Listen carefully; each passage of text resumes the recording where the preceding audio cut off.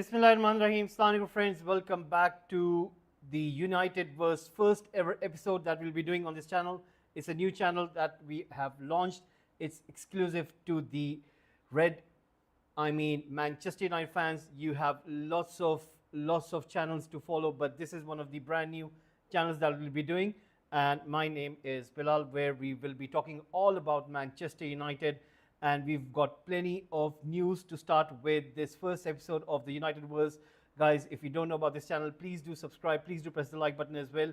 And please share this channel with your friends who are into Manchester United. And we would really love your support. Now, in regards to this channel, we also have got a Twitter account. It's right in the comment section. If you go into the details, you will find the Twitter account.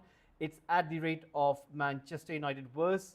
MUFC, that is the Twitter account for this channel, where you can follow the latest news with Manchester United. Anything to do with the Red Devils, you will find it over there. So first of all, we are going to go straight away into the big news, which has been broken just right now, and that news is coming from one of the major platforms where the news is normally reported, but this time it's coming from the Daily Mail. It has to do with Martinez. He is apparently being targeted by Manchester United, and it looks like with the case of him joining Manchester United will be a huge news. I mean, everybody knows that Onana hasn't been that good for United. It's a case of what can United do in terms of in that department. Now, the good news is in the morning it was all about basically United were just kind of testing that if there is a case for Martinez to join them. And the news has been broken that they are looking around 25 to 30 million, which is a very good fee for Martinez. I think he said his goodbye in the last game for Aston Villa, and he would love to join a club like Manchester United. There is no European competition to play in for the next season. There is no Champions League, there is no Europa League, there is no Conference League. So that might play the part that, you know, the players might be off from that because it's a World Cup year. Everybody knows in 2026, the World Cup is going to be played in USA, Canada, and Mexico, whereas you tend to be playing in the top tournaments such as Champions League. And I think with the case of United, I think most of the players that we're going to discuss about is that they are not that much worried about missing out on Champions League. It's a case of what do they want, and we're going to go straight away into that. So first news is Martinez, who is being subjected to join Manchester United. Now for United, the case is if they are willing to move Onana forward. I mean, it's a case of if you can sell Onana for even like let's say 15 or 20 million, I think that would be enough, because then you all have to do is put 10 million in and get Martinez from Aston Villa. So we might see this move happening, but there was also other news reported that perhaps maybe the move for Emiliano Martinez might take some time. It might take some time in case of, because Aston Villa are in very much, you could say, in an alarming position for PSR. They need to raise cash as much as they can before the closing of this year, which is around the end of June. So they need to raise some cash and they need to sell some of the players. One of the other players is Morgan Rogers, who is subjected to a move to Chelsea, but Aston Villa really want to keep him. So if pushes come to shove, I think they might be looking for Martinez to move on, and they will look for 25 to 30 million, which I think United can pay. So if United can get Emiliano Martinez, it's going to be a big upgrade on Onana. And you know, for me, Onana isn't been that of good goalkeeper. It's been 2 years, and I think he has not been that good. He's been really poor. I don't think so he can perform going forward. Every single game when he's playing, there is always a case of an error waiting to happen, and we have seen those kind of blunders happening in the bigger stages in the Europa League, quarterfinal, semi-final. And you know, I don't think so the defensive line are always comfortable with Onana playing at the back. It's a case of there's always an error in mind, and that has been the case of for United conceding so many goals. So if United going for Emiliano Martinez, then you can be sure that at least from the back line, it won't be as worrisome as it has been with Onana. It will be a little better. I'm not going to say that it will be world class, but it will be at least better than what we are seeing right now. Now we are going to move on to the next news, and the other one is apparently coming towards this man. It is Gyökeres. If you can see on your screen, this man has been reported to join Manchester United without Champions League football, which is a big plus for the United fans, because everybody was thinking, you know what, maybe Gyökeres will be moving to Arsenal, maybe he'll be moving to Juventus, Barcelona looking for a striker as well, but they have come out and said that they're going to play with Lewandowski next season. But there is an interest for a player like Gyökeres, who is been really sensational while playing in Portugal. Now it says that no approach to Sporting yet, and several other European and Saudi suitors are there, but Rúben Amorim is still in touch with the player, so that means there is still a connection between the manager and the ex-player.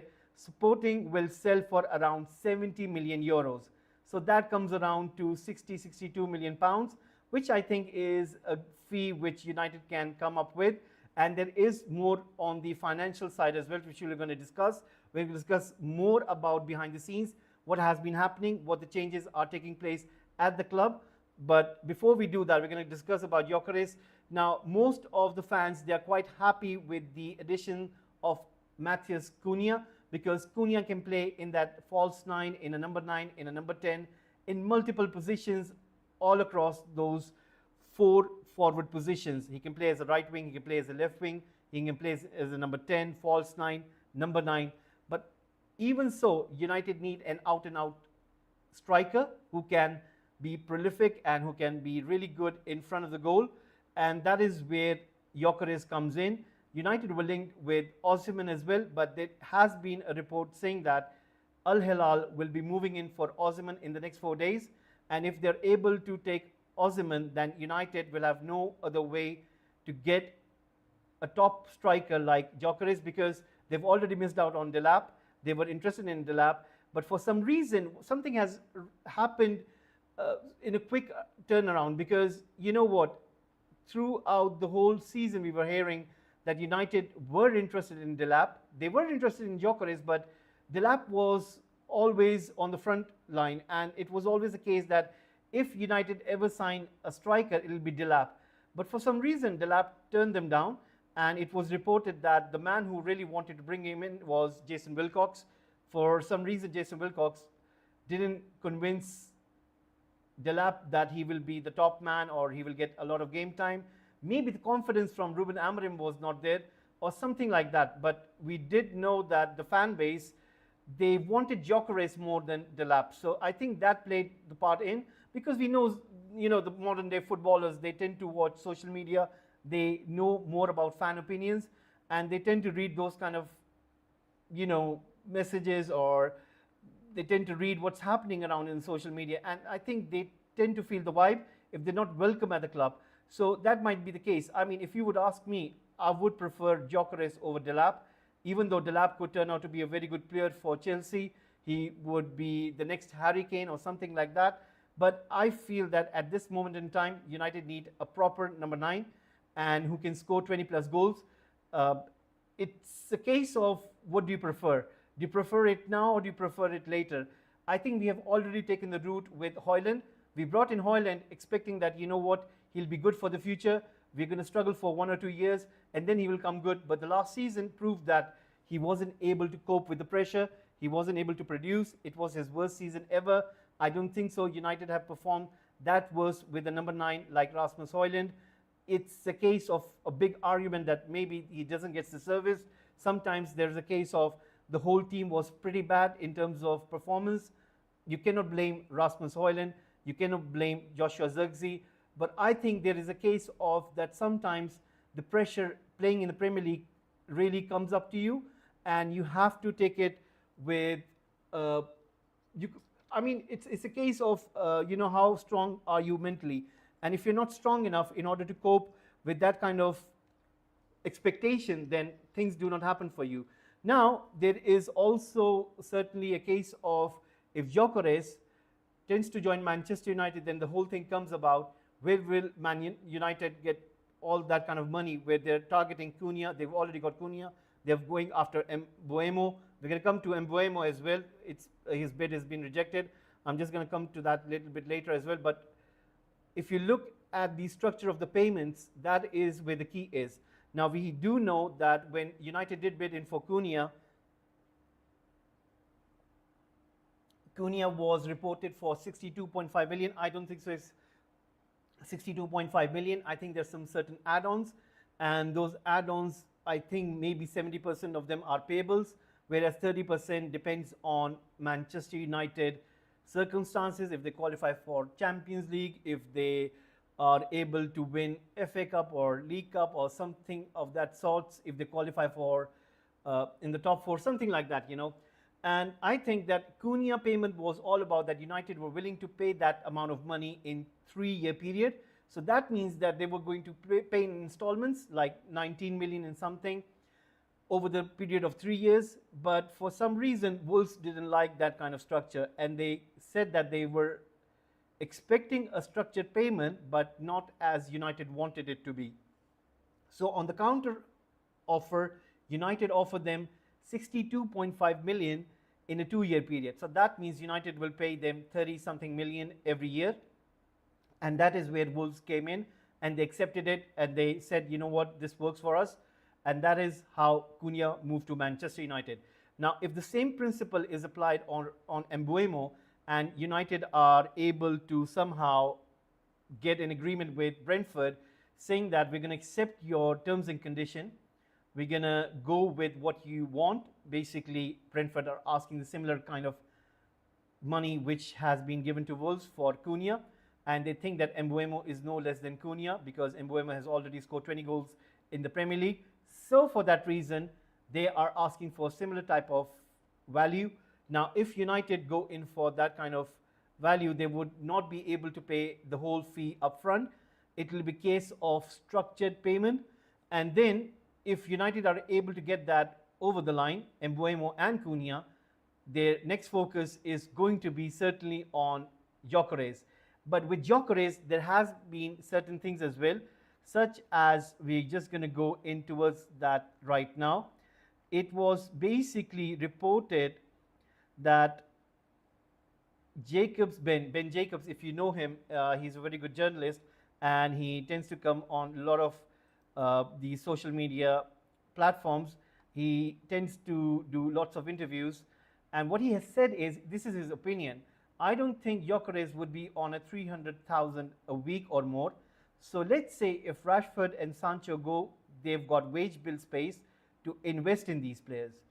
So that's why if they bite the bullet on the transfer and agent fees, if they structure it in a way they can start in the next financial year and get it on flexible installments, it can be a way they can do that deal. So what United are looking at is, if they're able to get rid of Sancho, if they're able to get rid of Rashford, what it means is that Sancho is already on a 300 grand.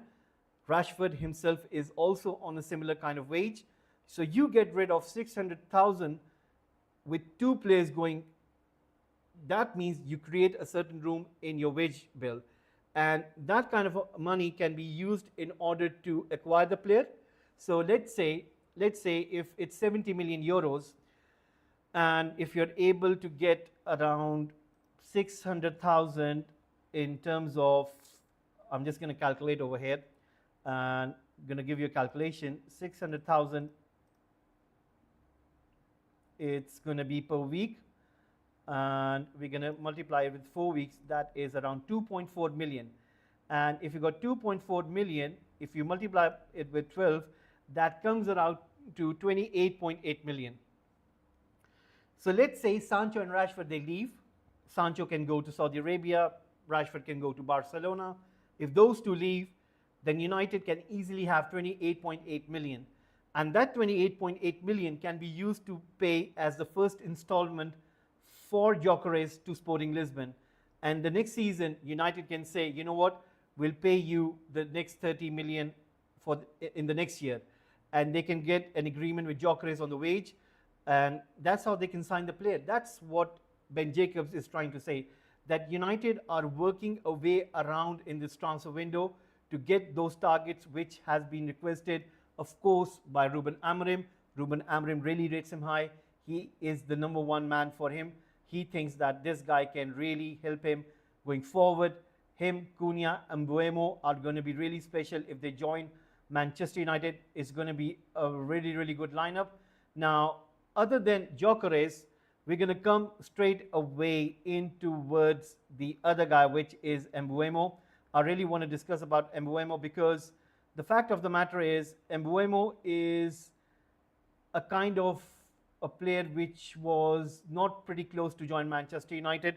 There were other clubs such as Newcastle United, Arsenal, they were interested in to get him, but for some reason United have been able to convince him and he has been convinced.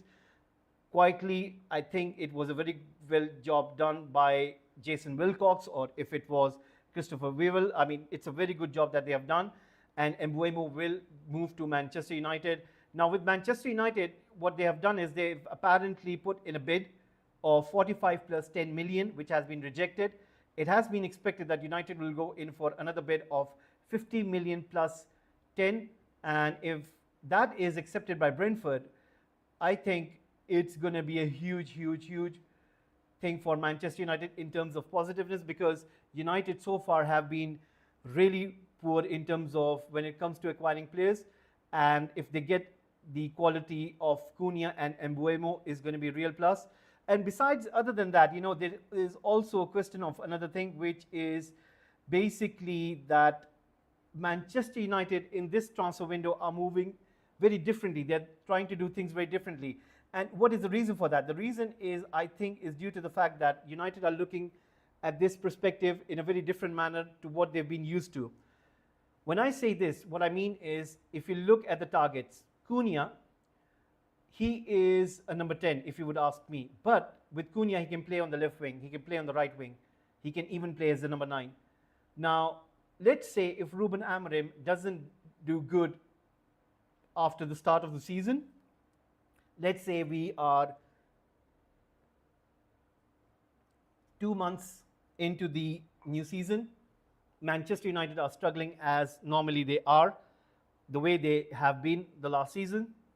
Then if United board would think, you know what, maybe it's time for us to move on from Rúben Amorim and go in for a new manager, what will happen is, for the first time in United history since Sir Alex Ferguson has retired, the new manager, when he comes in, and if they don't want to follow this 3-4-3 system, they want to go back to 4-3-1-2 or 4-3-3, or you could say 4 or maybe 5-2-3 or something like that, then these players such as Cunha and Mbuemo, they can play in multiple positions.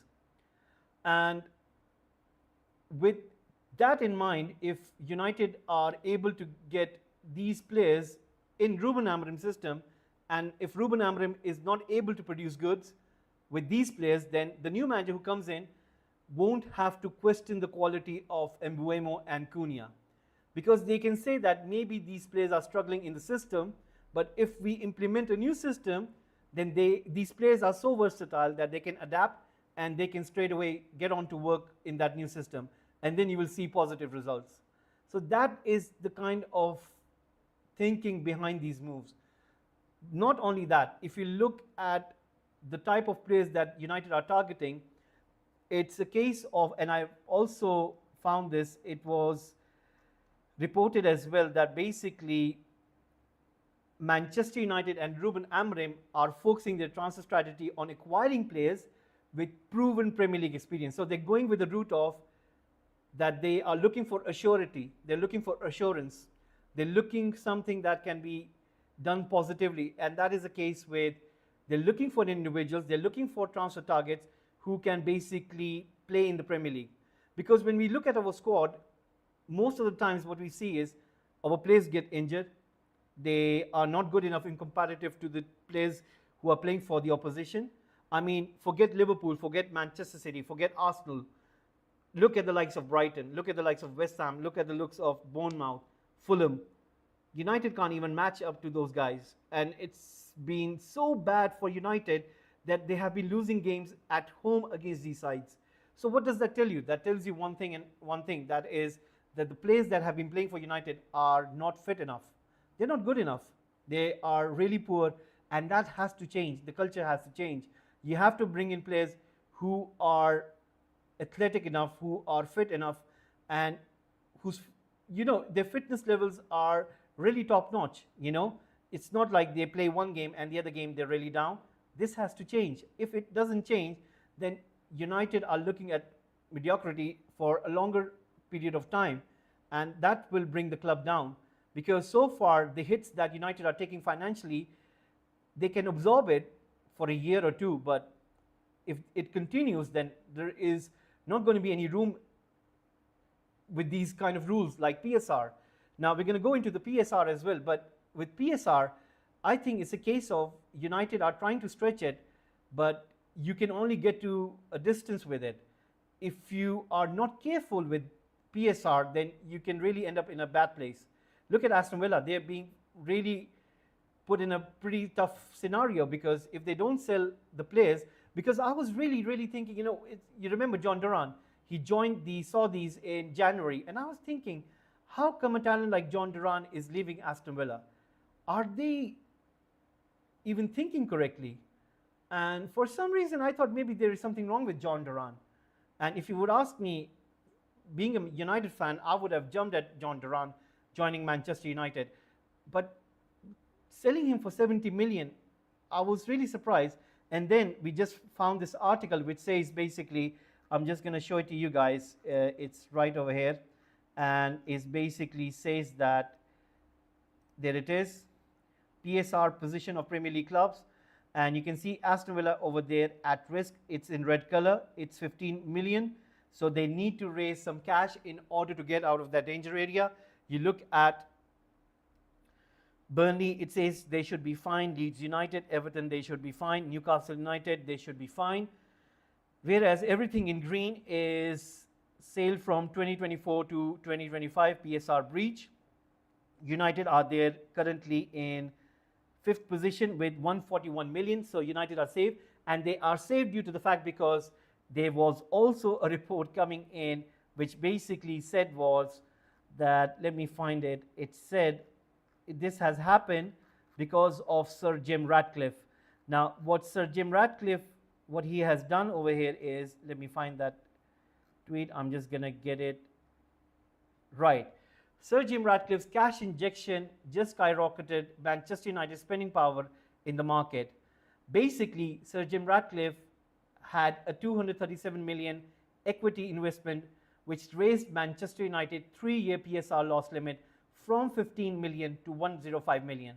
So basically, his cash injection has kind of, you sometimes you tend to think that, let's say, if it wasn't the case that Sir Jim Ratcliffe had invested his 1 billion in Manchester United, then for some reason, one way or the other, United would have been in a much darker place, and I think this equity investment has just given a lifeline to United, because if we missed out on Champions League, we lost 100 million, and if Sir Jim Ratcliffe wouldn't have given that equity investment, then we could have been looking pretty poorly in this transfer window. But then, I wouldn't have been surprised if we would have sold Bruno Fernandes. There is still room for Garnacho to be sold, and we would have been selling our assets in terms of trying to raise a team for Rúben Amorim. So that is the reason Rúben Amorim, when he lost the final against Tottenham, he did say that we were expecting this, and we're going to go into the transfer window knowing that we had 2 game plans, one with qualifying for the Champions League and one without. So they are executing the game plan which is without the Champions League. So right now, looking at this situation, if United do tend to do good in transfer market, it will be a case of also with the outgoings. Now there has been a report coming in saying that Onana could be up for sale. Now, who would want to buy Onana? It's a case of which club is interested. I don't think so many European clubs would be interested in him. The clubs which will be interested in him, I think it might be from Saudi Arabia, and I think he would be interested in to go for big wages. He's what, 29 years of age. I think he would love to earn big bucks at the end of his career, and I think he knows himself that his Manchester United career is over, especially when you have Emiliano Martinez available. So that is the case. Now, the other news which I wanted to talk to you about is Omar Barada and Jason Wilcox are deeply invested in the project, are in constant contact with Rúben Amorim. They're not the sort of executives who will keep distance. So that means Jason Wilcox, who has been made the new director of football, is in touch with Rúben Amorim. They're going to be in touch, in contact throughout the whole summer. They know it's a huge, huge summer in order to rebuild Manchester United. Worst ever season in the history of Manchester United, specifically in the modern day Premier League, has been 24-25 season, and they want to change this around. They don't want to be in similar situation. We do remember Jason Wilcox, Omar Barada watching United from the stands at the end of the final whistle. Mostly it was a very poor defeat, sometimes a narrow escape, specifically the Lyon game, as well as the other games in Europe. But for that, I think they have a game plan. And in order to execute that game plan, they will have to sell the likes of Rashford. Now, with Rashford, we do know that he is interested in Barcelona. Rashford wants to play for Barca. He's willing to take a significant salary cut and wait until the end of the transfer window. So he's waiting even till the transfer deadline. I don't think so United will want to make a swift decision on him leaving the club. His market value is 40 million euros. Barca is looking for fair play. So let's say if Barcelona come up with 30 million euros, should we accept it? I think United should accept it straight away. If you want to take a cut, you should take a cut, because I don't see anywhere that Rashford will be staying at Manchester United. I think his time is done. He's finished. He should leave the club, and United need to take a loss on it, and they need to move him, as well as Sancho. I don't think so. There is no reason to wait for Sancho to come back to the club. I wouldn't want him in the club. I don't want him anywhere near the joining in week. I would want him to leave the club before there is the preseason start. So that's what should be the agenda on Manchester United. There has been another name. Apparently, Pervis Estupiñán is one to watch. It's unsure if it will properly develop, but there are definitely legs to it. They're looking at wing backs, so they're looking for Estupiñán, so might be one or two additions. Now, United also have a case of other players such as Antony and Garnacho. They are looking to move on Rashford, Sancho, Antony and Garnacho, and trying to raise at least 100 to 120 million. If they're able to do that, then I think United are going to be in a much better place, because then they can bring in that midfielder, they can bring in that left back, they can bring in right back, or whatever they're looking for, and they can bring in Emiliano Martinez as well. It's all depending upon if they can get rid of these four players. If they can, then definitely United will be back on the agenda of getting that midfielder, a full back, as well as might be a case of a centre back as well. Now, going back towards Gyökeres. Now, I think with Gyökeres, it depends on as soon as what United can do with the Rashford situation and Sancho situation, because I think that will be of utmost urgency. And so far, we know that Barcelona are looking at Lookman. It has been reported that Hansi Flick has given his name to the board, and the fee which has been reported is around 30 million. So let's say if Barcelona are not able to get Luis Diaz from Liverpool, which looks very likely, then I don't think so they can afford to get Nico Williams as well, because Nico Williams is going to be more than 50 million. And if they can convince Manchester United to sell Rashford for 30-35 million euros, I think they will jump at that case and they will try to get Rashford. As soon as that 30-35 million comes in, I think United are going to bid in for Gyökeres. And the timeline that I think that is going to happen is around, not this week, maybe next week, maybe by next week. Because the Saudi transfer window is going to close in 4 days' time. And we do know that they were looking at Luis Diaz, Al Nassr, they were looking at Luis Diaz. and they have been reported for 85 million euros. So imagine if they sell Luis Diaz to Al Nassr, that means Barcelona are not going to go for Luis Diaz. Their only option is going to be Nico Williams or Rashford, and Nico Williams is on the verge of signing a new contract with Bilbao. So if he signs a new contract, then that's off as well. So only way for Barcelona to go in the direction is Rashford. So hopefully if they go for Rashford, then United will go in for Gyökeres. Now there is also a case of, let's say if Saudi Arabia bid in for Sancho, let's say they bid in 20 million euros or 20 million pounds, which comes around to 24, I think around 20 million pounds. So if, let's say if Sancho is being sold for that money with his wages off, it might be a case of that United bid in for Gyökeres as well. So United are just waiting anybody who comes in for Sancho or Rashford. They're going to go to Sporting Lisbon and start to have those talks and start to put in their bids, and that's where they will start rolling the ball. I won't be surprised that if everything is agreed between Gyökeres and the agent and the club, because as far as I know, I think when Arsenal were interested in Gyökeres, it was a case of that he's pretty close, 90%. It was reported that it's done and dusted. Gyökeres is very close to join Arsenal, but for some reason, out of blue, like 4 or 5 days back, it was reported heavily that Sesko and Arsenal are close, and Arsenal are having a word with RB Leipzig in order to work around that package, what is needed to get Sesko in Arsenal. And that is where the alarm bells start running, because for a moment it was almost that there's no way Gyökeres is going to move anywhere other than Emirates, but this has changed everything.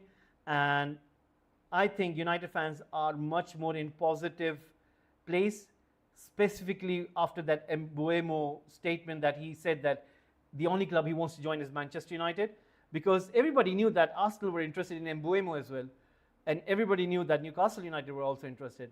So if a player is saying no to Champions League, to European competition, and saying yes to a team which is still a huge club and has still got that aura, so the players prefer that aura.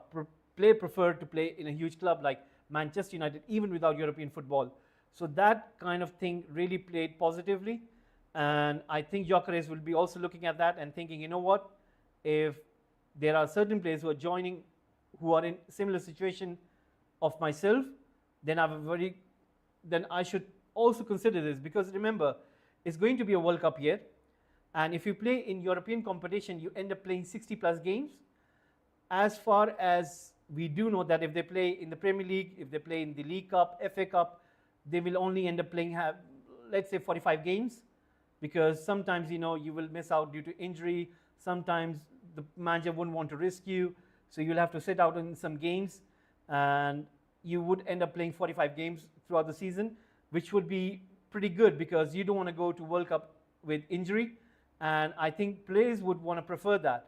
So Gyökeres would be looking at this move positively, and he would think, you know what, if I can get 20 plus goals for Manchester United in my first season and help them to qualify for Champions League, then my task is done, my job is done, because that's what I should try to do with my new club, and I think that would be his motivation as well.